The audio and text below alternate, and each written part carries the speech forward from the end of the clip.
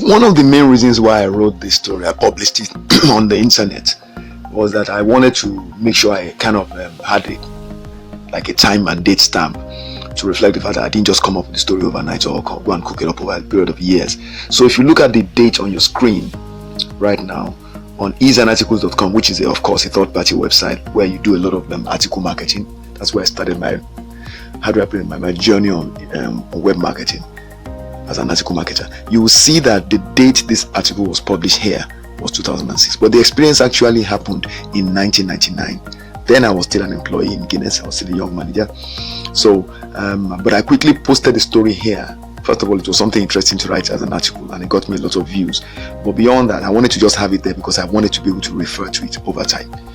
Since I knew I had a dream to go across the Francophone Africa, kind of preaching my message. So here I am living my dream now, doing everything I had in mind, going to other French-speaking countries like Benin Republic, and I'll be going to Togo next, and all of that. So just to kind of give you some backdrop to this, I didn't just wake up overnight. So I'm actually going to be sharing with you the story by referring to this article that was published at easeandarticles.com under my article marketing account. All right. So yeah, most of you who follow me know that at some point in my life, in 1999, I decided to learn French. I met a gentleman called, his name was Valentine Alake. He's in the UK now. I recall I still saw a photograph of him on Facebook with his family. But we went way back that time. I was then working as a manager in Guinness. He was an entrepreneur running a language school in Benin City, Edo State, Nigeria. I was living on Ikoba Hill. He would often come from his Sapele Road office to see me in the office, and I was like, he's probably his most driven student, and that explains why he eventually sent me to Cameroon. So let me not waste time. Let me tell you the story. In 1999, I decided to learn French. After I ran into him, I saw a flyer. I don't know how he did it, but I picked up the flyer, believe it or not, under a bridge at Antony, where the place people call Antony. Okay, I picked up, it was stuck on the wall, and I picked up his contact details. It was in Benin City, and then I went to Benin. I found him out, and I was excited. He was a passionate guy. It was clear he knew the language, and he was very, very excited about teaching. And he found in me what turned out to be an equally excited student, very passion driven. And over a period of time, 3 months intensive course, I was writing and reading very well, but I was struggling to speak. That was basically what led to this entire journey to Cameroon. And at some point he would say, "Monsieur Sai, il faut parler." And that's Monsieur Sai, you need to speak, it's necessary to speak. I couldn't speak, I couldn't converse. He would ask me questions, I would struggle to respond. If you are a person learning a language, whether you are in secondary school, primary school, or any other level of schooling, or even just as a person in business trying to learn the language, I want to let you know, until you have immersed yourself in an environment where you will have ready access to people on a daily basis that speak the language you want to speak and do not speak to you in the language you already understand, you are not likely to be able to speak that language proficiently. Especially speaking. Reading and writing is a different thing. When it comes to speaking it, making conversation, getting yourself understood and understanding people, it can be extremely difficult if you're not in an environment where people really speak the language to you all the time. So he told me, when he saw that I wasn't responding well in fluency, he said, "You need to travel." All right. And that was it. That was what led to it. He gave me some letters to his siblings in Benin Republic. Both of them were female, both of them married. One was in Douala. I think, if I recall correctly, her name was Marie. Oh my God, I feel so ashamed of myself. I don't recall their names. Even the other one, they even contacted me when they were going to move to the UK. I don't recall her name now. It's crazy. But I'm linked to Valentine on Facebook, and I'm going to tag him with this video. So I'm going to ask him to forgive me. But anyway, so moving on, he gave me letters to them and to a friend. Well, he didn't give me letters to his friend, just that they eventually passed me on to his friend. So I started by staying in Douala with the younger sister, I think the youngest of all of them, with her husband, Claude Leroy. And I spent a few days, I think about 4 or 5 days, and then they passed me on to the sister who was living in Cité Verte. If you are somebody that lives in Cameroon or live in Cameroon, you know Cité Verte. Cité Verte is a fairly exclusive area, like a kind of a GRA, the kind of equivalent of the GRA we had in Nigeria. We have in Lagos or in Nigeria. So I was told the address, and I moved to Cité Verte, where I stayed with the older sister. And her husband was a lawyer, I recall very well. I can't remember how many kids they had now. Okay, so again, I spent I think about a week or so, and then later on they arranged for me to stay with his friend Jude. Jude was then working as an operative with the distribution arm of Guinness Cameroon then, and he was living in a place called Mendon. Okay, I mention all these things because I want you to understand the kind of experience I had. If you say you travel and you do not try to immerse yourself also in the way of life of people, then you have not traveled. Some people will go by air, go into a country, they will attend some very busy event, and they will be so busy they are only kind of chauffeured around. They never get to interact with the people locally, talk less of even knowing the kind of foods they eat or the way they live, and they think they travel. It's not the same thing. Right, I mention that again because this video is about travel, tourism, lifestyle, language, building relationships, marketing of business, okay, or just exploring life as a person who's a digital nomad or a traveler. All right, so I did that, and I lived with Jude for I think the last week of my stay. Let's just say that I spent a week with each group, each person, like that, or each group. So that was just to give you a quick idea. I was always going out every day to the markets. There's this photo slideshow I'm going to just narrate separately. You're going to listen to that at some point in this video. So I just want to quickly give you a background, so when you see those photos, you know where they were from, because I labeled them with the name of the location. All right, so I would go out to different places. I would go into the streets, to the markets. I even made friends with some guys. I made friends with some guys who had bookshops. I think they had about 2 or 3 bookshops. I think it was in the Mendon area, if I could recall correctly. Also in Douala, I recall. And they would leave me in their shop to attend to customers, and it was always very fun. It wasn't a book selling shop per se. It was more of a kind of book club where people would come and borrow books and return. They would always make fun of me when people would come and ask me. I'll have to say "Vous désirez," and then the young kids would just come and poke fun at me by asking me things they felt I would not be able to respond to in French. So a lot of people in the neighborhood tended to know about me as soon as I arrived. I stayed 2-3 days because I would move around a lot in the markets. The market people knew me. Senegalese traders loved having me around. That was how I spent my time on a daily basis. I was always on the streets. I ate things like bobolo and some other kind of meals. Anyway, so just the background. Now the story proper. So as you can imagine, I interacted with people whenever I was back home with my hosts. They would feed me. They never asked me a kobo. They took care of me like I was one of their own. I never felt unwanted.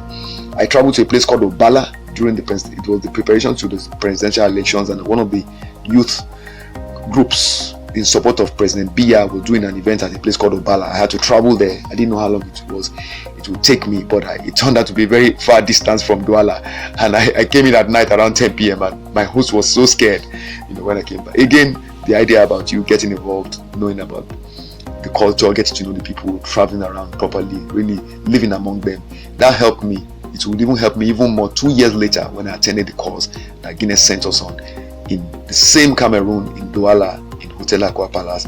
And one of the managers from Guinness Cameroon just held on to me and took me to his home because I told stories about how I moved. I traveled around, going to Mendon, went to Obala, some of the places he said he had never been, even though he was born and raised there. So I share all these things with you, so this video doesn't just sound like a lecture. This is an experience sharing medium. I use this kind of videos to kind of inform and educate people. Those of you who have biases about the societies you've never been to, like people tell me about voodoo, though they've never been to Benin Republic. It's always an order, and they've never been to Togo, and they talk about voodoo. You begin to ask them, how do you know these things you claim are happening in the voodoo culture? So I hope you've enjoyed listening to that, but let me now tell you the story about how I ended up coming back by sea. So it so happened that when I finished my 3 weeks, I had been interacting also with some Nigerians as I moved around. There was a place called I've forgotten it now. It's actually a place in Douala, and it's just Igbos. Kani Abasi, that's what they call it. I've kept the name for years. I thought I lost it. So Kani Abasi was a place where that place was just loaded with Igbo traders. They were mainly into spare parts, and my friends in Cameroon told me that some of the wealthiest people in Cameroon were Nigerians of the Igbo stock, and that many of them were traders. and they send their kids to the best schools and all of that. So they told me if I wanted to see Nigerians, I should just go to Kani Abasi. I went there, and believe me, as soon as I walked into the place, all I heard was the Igbo language. It was amazing. Some of you may not know, my children are half Igbo, so in a way I could relate to these people. And I had conversations with them. Some of them were actually I was later to find some of them in town. They were even furniture makers. That was very odd, because you don't see Igbo people doing furniture often.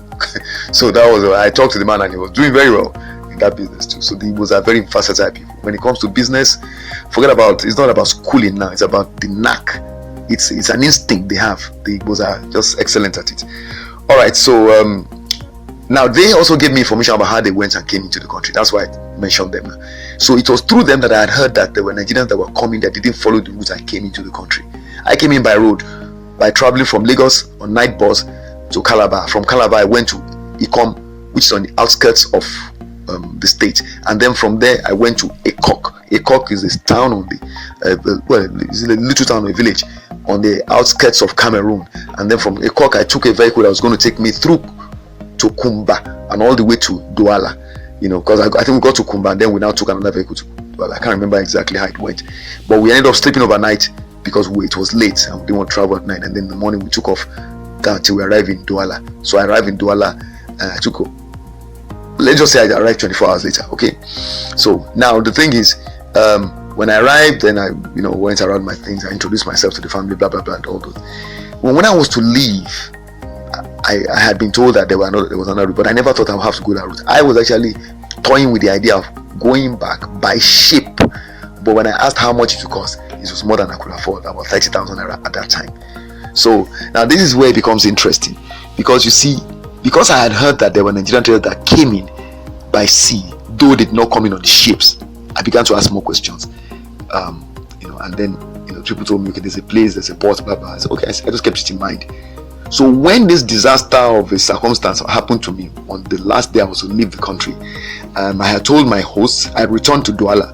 So I was now back with my initial host, who was the brother-in-law to my teacher, and we had a certain interaction when I first arrived, and I had given him some cash, based on the discussion we had, and he had promised he would give it back to me on my leaving, that when I was leaving I'll get it back.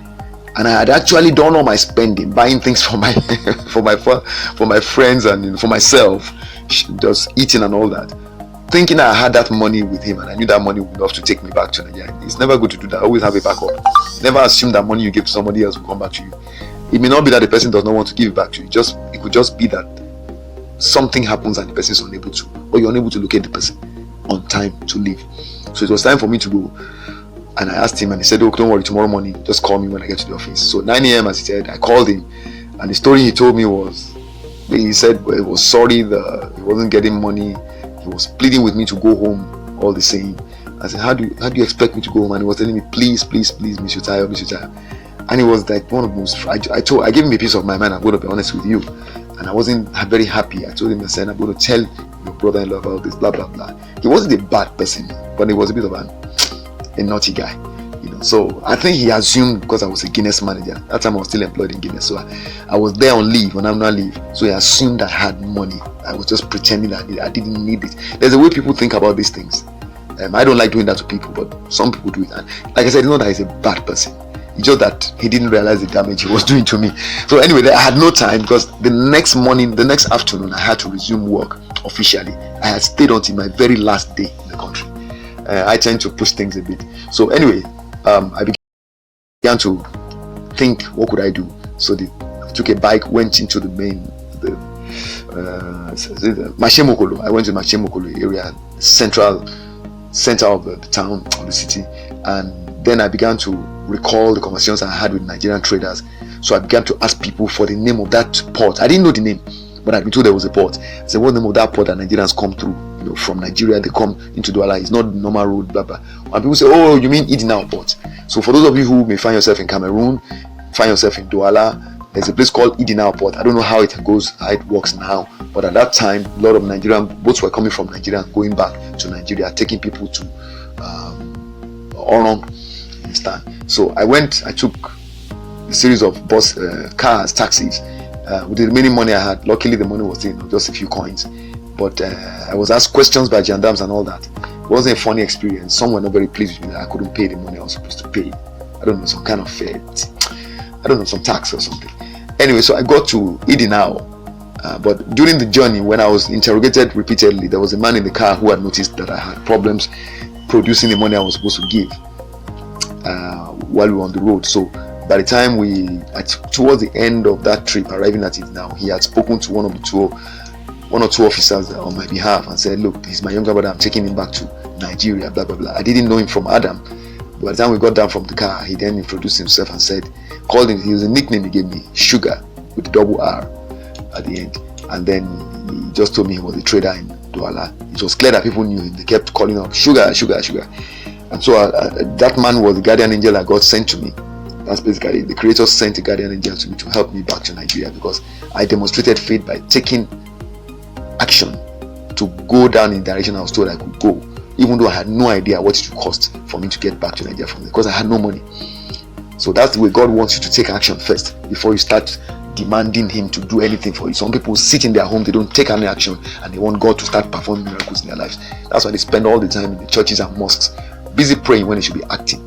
So I took action, and that has been my way of life, and it has always worked for me. The Creator will always, see, because you are stepping out in actual faith when you're taking it. It's not about Bible now, it's not about Quran. It's spirituality. God is a spirit, and so are you. You connect when you act with faith as a spiritual person.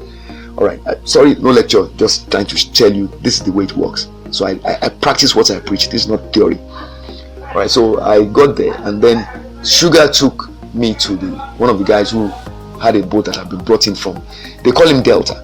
He had come in actually from Oron the day before and was going to go back that night. So they were waiting for nightfall.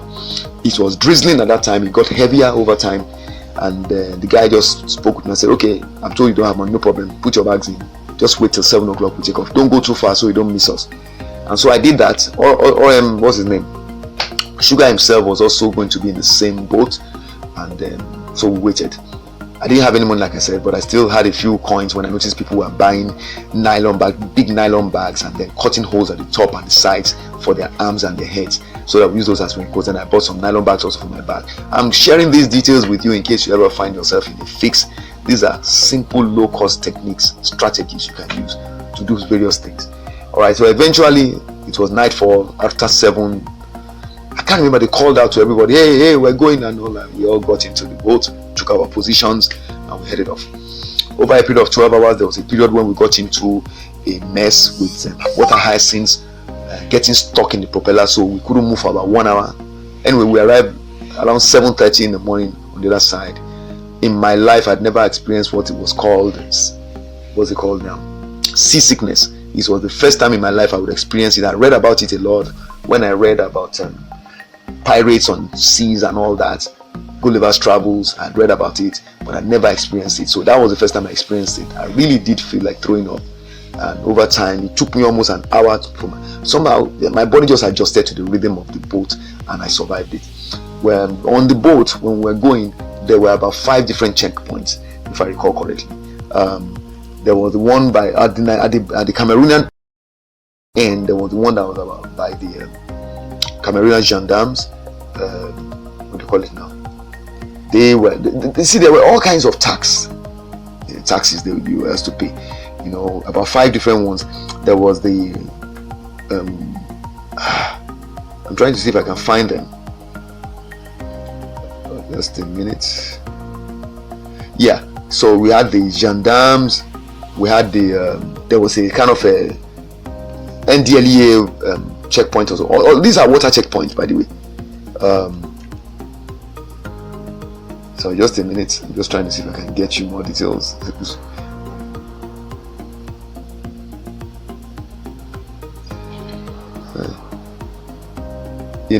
Water checkpoints, gendarmes, the police, the customs, the navy, and the drug law enforcement guys. Many times some water rate or fee was required to be paid by passengers, and as you can imagine, I didn't have any money, so I got special attention, including some heavy slaps. Honestly, in the middle of the night, I was slapped several times, because those guys would actually bring a speedboat and come after us and then jump into the boat and go from passenger to passenger, getting their money. I don't know how much of that was legal. I think some of those guys were more like pirates, although they were in uniform.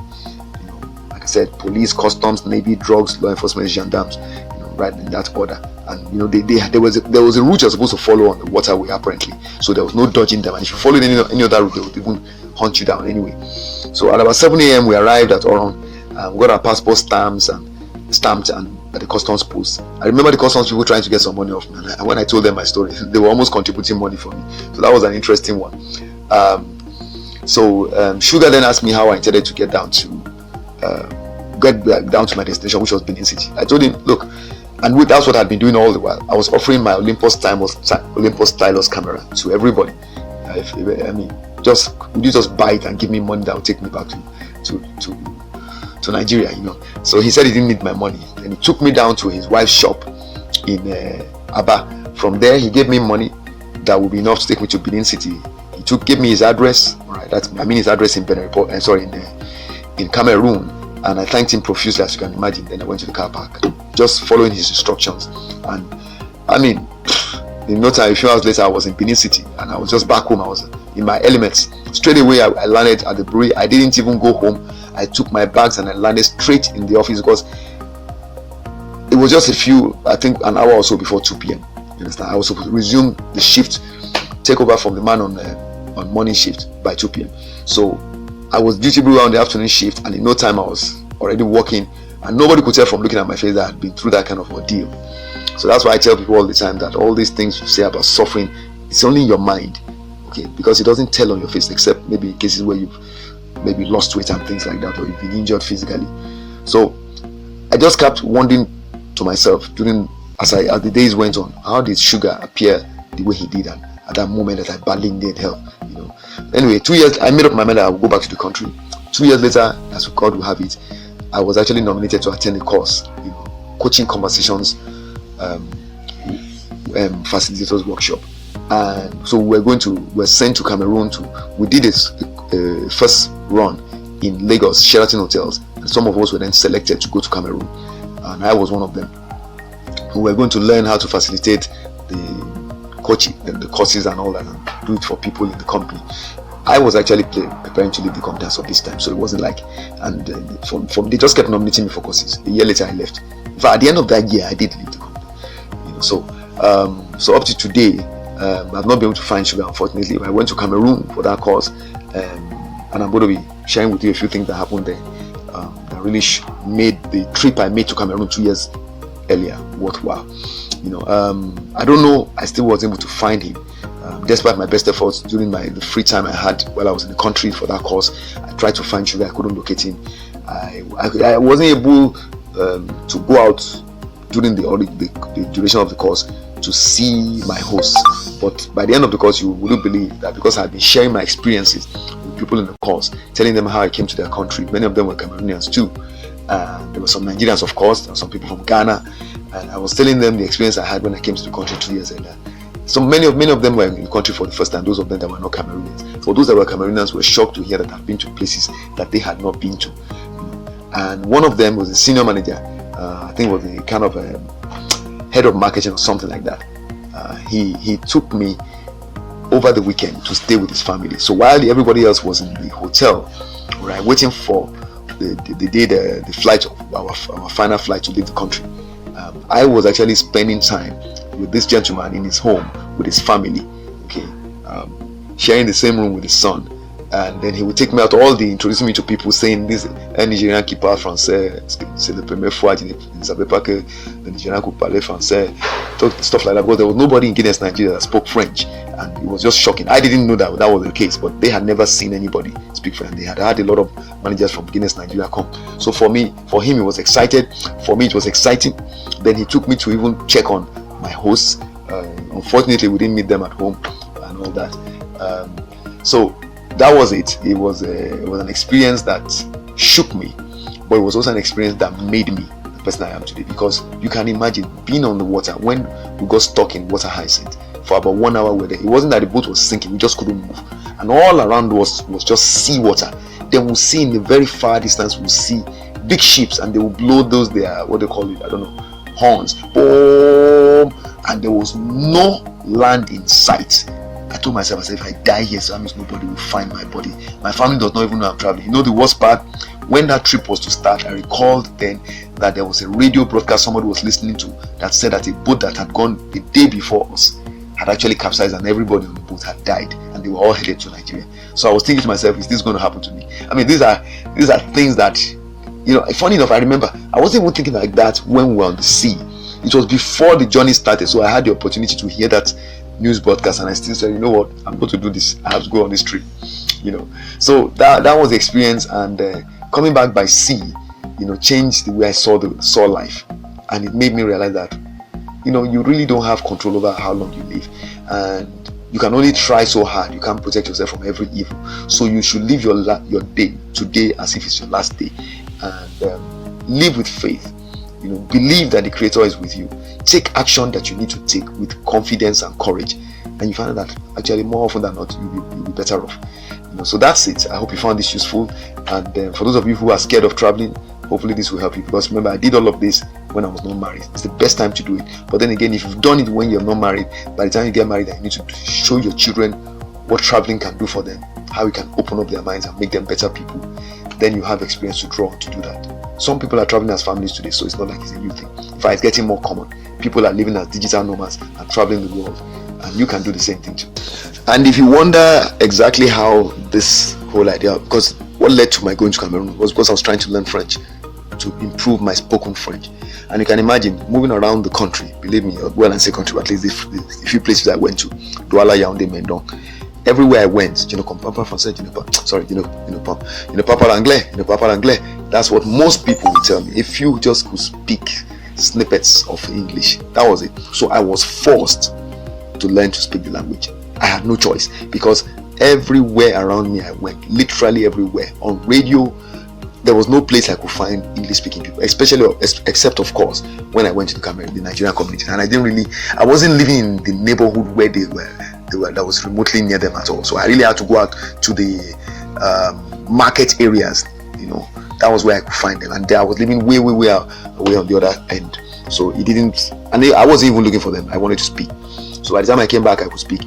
You know the best part? The two years later, when I was sent by Guinness, the reason I was sent by, I was nominated to go for the course in Cameroon, was because the facilitator of the course in Nigeria, who was also one of the facilitators in Cameroon, was an expatriate gentleman from Scotland, Donald MacLeod. He had an extensive conversation with me in Sheraton on, I think, our last night of the first workshop in Sheraton Hotels, on same called the coaching conversations workshop. And I told him the story of my trip to Cameroon and how I came back by sea, and they were all they just sat listening to me, enthralled by the way I narrated the whole thing. So he asked me at the end of my narration, he said, I have a question for you. And I said, what? He said, so you returned to Nigeria, can you now speak French? And I said, yes, actually I came back and I so it was all the suffering, all the stress was worth it. I noticed he asked me that question and he ended it, and we said bye-byes and we left the hotel the next morning. I never had any idea that he held on to that. You know how I know he held on to it? When I arrived in Cameroon, I arrived a day after the other people had arrived, because they were all my seniors. I was the only junior level manager that was joining them. So they had left Nigeria a day before and left me the ticket and other things at the Keja office, the head office. So I picked up my ticket the next day and I joined them later that day in the afternoon, on the evening. So they had been on the premises, on the hotel premises, and in the country for about 24 hours before me. These were all senior managers. And when I arrived, I was in a bar with them, preparing for us to go out for a stroll, when I noticed that an expatriate gentleman just walked up to me.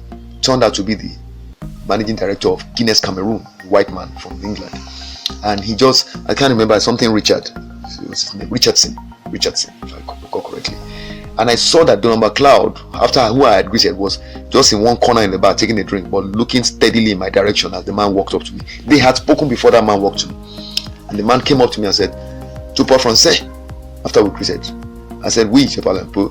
And he said, "Do you speak French?" I said, "Yes, I speak a bit." He said, "Parlez-moi en français." In other words, speak to me in French. And then we proceeded in front of everybody to speak in French. We had a conversation for about 10 to 15 minutes of conversation. At a point, he had his a bottle of beer, his glass of beer in his hand. I had mine, right? But he had a bottle, so my glass was empty at a point. Then he said, "Tu veux partager?" So, which was say, "Would you like to share?" Unfortunately, at that time, my vocabulary was still not as much as you can imagine. When you're learning language, your vocabulary, you've got to grow your vocabulary for you to become a better speaker, more proficient. So I had not encountered the word partager, which is to share, as of that time. So when he said "Tu veux partager," I said, sorry, what's that? I had to speak in Dino Papa. He now said, "Oh, okay, that means would you like to share?" As soon as he said that, people started laughing. The other managers started laughing, and he said, "No, don't laugh. He speaks well. He actually speaks well." So he then went on to call one of the managers, the senior managers, I think the head of human resources or something. I told him, "Il parle français comme un Camerounais." In other words, it said that I spoke French like a Cameroonian. At that time, I spoke with a lot of emphasis, using the same speaking style, accent that the Cameroonians used, because my teachers were Cameroonians. I had met a lot of Cameroonians in Nigeria, in Lagos, because of my teacher, Valentine. So I was speaking like that. So anyway, cut a long story short, that was how the Cameroonians got to know about me. So in addition to the fact that I told them about my trip to Cameroon and staying in Cameroon, they also got to realize that I actually spoke French. So that set me apart from the crowd. And there was a point at which the female facilitator, you see her in the photo that you see on the screen, as the slideshow continues, the female facilitator, I can't remember her name anymore, but she was the one that gave an example of when we were going to be facilitating the course runs for our other colleagues back in our different companies. And she was making the point that if there was ever a decision made, or a decision to be made for facilitators to be exchanged to kind of give better experience to people, and they wanted a Nigerian facilitator to come to Cameroon to help out, they would want most likely to pick one that had the ability to speak French. And he said, right now, that means that would only be Tayo. She actually made that example right in front of everybody, and people agreed. So for me, that was like kind of the height of it, that wow, this thing I did, taking initiative on my own to go and learn a language, it's kind of opened all kinds of doors for me. I had no idea that a day later, when we ended the course, I would actually get invited by my fellow attendee, who was a senior manager in marketing in Cameroon, to come and stay with him for the entire weekend. So we finished the course on Friday afternoon. He took me in his jeep to his car, to his house, and I stayed with him till Sunday. Then he brought me back to join the others at the hotel to leave for Nigeria. Our flight was in the evening. So it was an interesting experience. The prestige and all the bragging rights I got as a result of going out of my way to learn a language. Nobody asked me to do it. Guinness never said it was required, but I thought to myself, I want to learn this language because I went on a trip to Cotonou with my uncle in 1997 to see our cousins, and they were in business, in the textile trading business, and we were trying to see if we could forge alliances with them. We were trying to start a business in Nigeria and we wanted to be able to import stuff, and we couldn't communicate. They spoke a brand of Yoruba we did not understand. Oh my God, we couldn't communicate, and we were related clearly, and we knew the names my uncle had. From my maternally, we were related maternally. My uncle was a younger brother to my mother. So we found that we couldn't speak, and eventually, you know what they told us? They said we should go back to Nigeria and learn French, and then come back when we could speak French. They were not prepared to learn English, and the Yoruba we were speaking was not compatible. So I felt a bit slighted, and I was saying, what's wrong with these guys? Are they so arrogant and all that? But that wasn't it. The truth was that they were just being practical. We were the ones that wanted something, not them. So it was up to us to go and learn the language. So I made a vow that I would learn the language, and subsequently I found a place to learn, and it turned out to be while I was employed in the company, and I got it right. So in other words, this whole experience turned out to be multiply beneficial for me. And when you take action on your dreams will come true. That's basically what this amounts to. I hope you found it useful. Sorry. And if you need any help, you need help using the ideas I've shared here, please feel free to reach out to me. I wish you well.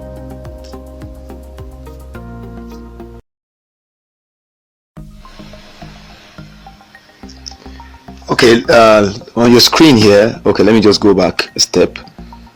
That is a photograph I took. This was the trip in 1999, as I told you, and the full story itself, you have learned that I went on leave, and I was on my way to Cameroon. So this was on the road to Kumba. It's called the Kumba. That's what they told us, the Kumba Road. And I was coming from Ikom in Nigeria, going to Ekok. And I had arrived at Ekok, and from Ekok, we were now going to Kumba, right, on our way to Douala. Right, the bus took us to Douala. We actually slept overnight in the bus, and then next morning we took off. That's so. At some point after this particular patch of road, this road was terrible. Even jeeps were getting stuck in the mud. It was a crazy road, Anyway, so I just felt it was worth taking a photo on that road. You see, I think I took one more photo. Let me see, it should show up. Yeah, that's a photo of me there. You can see that's me. All right, that's my 29-year-old self. That was the I think this is the bus I took. Yeah, this was our bus. So I told somebody to help me take a picture. I just wanted to capture the moment. It was 1999. I said around June. I mean, I if I recall correctly, I think I celebrated my birthday there. So it was June into July, end of June or so. All right, so that's that photo, Kumba Road. All right, then this is I arrived in Douala. All right, okay, let me go back one step. All right, let me just this is a slideshow actually. So so this is oh Lord, maybe her name is Marie, I can't remember. This is Valentine's sister, my teacher's sister. One of the two sisters he sent me to. This was in her home, and she and her husband took me in like they had known me all their lives. This was when I still used to wear wristwatches. That's the Seiko watch. I don't wear wristwatches anymore, not done that in decades. Well, at least in the 1999, I think 2001 or so, I stopped wearing wristwatches after I was robbed. Okay, so let me not make this too long.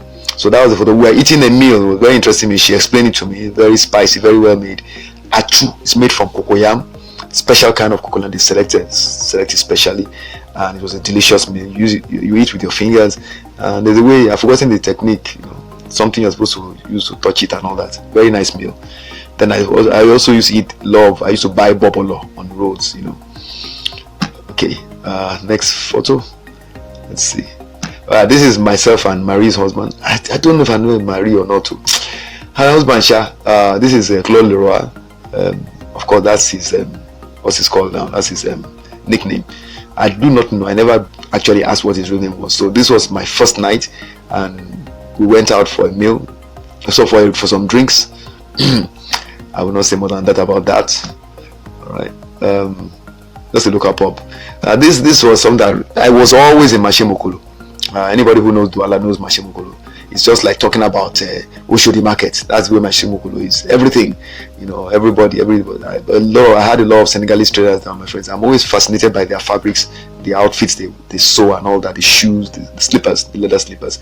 So I was always there, and I was always speaking French with them, practicing to speak, listening to them, conversing with customers. So once in a while, I would run into some interesting character. This gentleman captivated the entire market. People gathered in their 10s and 20s, hundreds even. It wasn't just one day. He was usually around. He was always doing this moonwalk. It was crazily good, man. Honestly, Michael Jackson himself would have just given him thumbs up. Honestly, I really wish at that time what I had was my Olympus camera. I didn't have a video camera, so didn't really have all these kind of phones then. It was 1999. All right. And then this is me in Mendon. I moved to Mendon. The photos you will not see me showing.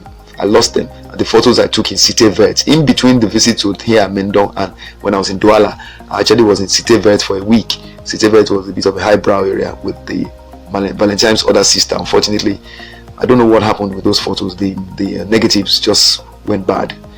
That was where I went to Obala. All the pictures of when I went to the political youth wing or something, youth wing of the political party for President Biya at that time. All right, so I was in Mendon. I have these photos of Mendon. This was this volcanic rock with kind of natural spring water coming from the wall, from the rock, from the body of the rock, completely pure. They just channeled it to some tables, some concrete tables, and channeled it into a pipe. So no processing whatsoever. This water, crystal clear, pure to drink. I drank it all the time while I was there. I was there for about 5 to 7 days, and that was what the entire community was drinking. They were using to wash clothes and all that. It was amazing. I'm told that some white people were the ones that constructed that, so that gives you something to think about. So take a step back.